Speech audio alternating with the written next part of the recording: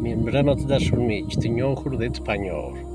Më në fund, pas një ndërprerje kohore relativisht të gjatë, disa javore të themi, të orës letrare, ja ku riktheva sot me leximin e disa fragmenteve nga romani Motra e Madhe, botuar dhe në gjuhën shqipe dhe në gjuhën greke në Greqi. Si që kam thënë, ky roman është sikur të jetë shkruar nga dy autor, nga uno dhe nga protagonistja kryesore, personazhi kryesor i këtij romani, Motra e Madhe. Sepse shumicën e kapitujve që janë në këtë libër i shkruan ajo, i rrëfen ajo. Dhe të njëjtën kohë vazhdoi rrëfej edhe unë. Këtë pjesë për shembull e rrëfen Motra e Madhe. Nuk kishte në fshat më të bukur se mamaja ime. Akoma më e bukur ishte bërë prodhutimin e saj drejt parajsës. Vetëm për mamanë nuk munda të gjeja asnjë aktore të Hollywoodit për ta krahasuar me të, sepse nuk ekzistonte asnjë më e bukur se ajo.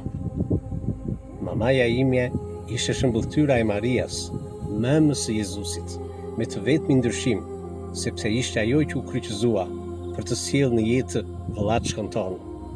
Ato çaste pranë mamas besova vërtet për ngjalljen e saj, prandaj dhe nuk qava.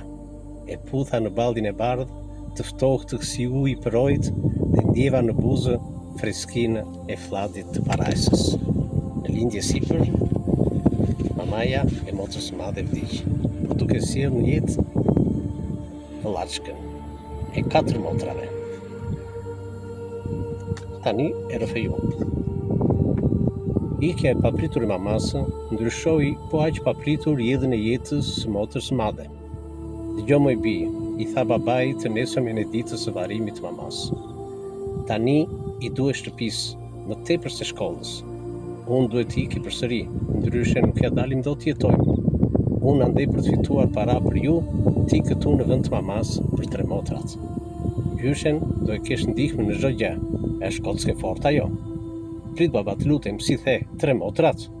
Po moj bi, 3 motra thash, që nesër nuk do shkosh më në shkollë. Më tepër se tronditja që ndjeu për shkëputjen nga shkolla, Motra e Madhe ndjeu një goditje të fortë në gjoks dhe ju duk sikur një dorë e hekur të hyri brenda tij dhe shkëputi një pjesë nga zemra e saj. Baba, mbase nuk të dëgjova mirë, por më duket sikur përmende vetëm 3 motrat.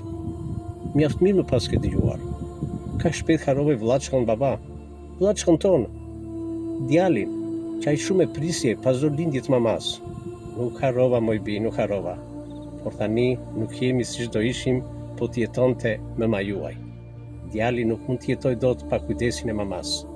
Do veten maternitet ta lënë në dorë të tyre kujdesin për të. Kështu do jetë më mirë për të dhe për ne. Tani rrëfen Motra e Madhe. Ula kokën se mu duk sikur më ra mbi të tavan i dhomës, kur dëgjova nga goja e babait atë që tha për vëllaçkën tonë. Isha gati tullëria, ti sulesha dhe ta godisja me grushta në gjoks, por ai çast shpërthimi as vet nuk e di se si u shndërrua në lutje dhe përgjërim për të mos e ndarë përsëgjallje nga ne krijesën më të shmuar që na dhuroi mëma jon. Në fund, duke parë baban të vendosur në vendimin e tij dhe veten e pafuqishme për të vazhduar më tepër lutjen dhe përgjërimin tim, më doli nga shpirti thënia fatale për vetvrasje, që bashkoi me mua edhe gjyshen dhe përmbysi për mirë vendimin e babait. As më bënte përshtypje jeta ime nëse pas mamas do humbnja dhe vëllan. E meritonte një falënderim dhe përqafim babai. Nuk ishte lehtë, bile do thosha e pamundur, ti ndroje mendjen babait, qoftë dhe në rastet kur ishte 100% gabim. Vendimet e tij ishin urdhër dhe ligj, jo vetëm për ne, fëmijët e tij, por edhe për gjyshen dhe maman. E vetmja e mirë e tij në raste të tilla ishte se vetë vendoste dhe po vetë zhvendoste kur e ndjente se nuk ishte të drejtë. Gëzimi që ndjeva për ardhjen e vëllait në shtëpi e zbuti sadopak dhimbjen për ikjen e mamas. Te vëllai më duke sikur shikoja dhe ndjeja prezencën e saj. Atë ditë që solli vëlla në shtëpi, babai iku në Greqi. Gjatë përcjelljes deri jashtë oporit, duke na puthur dhe drejtuar emër për emër, në fund shtoi emrin Kristi për vëllaçkën tonë.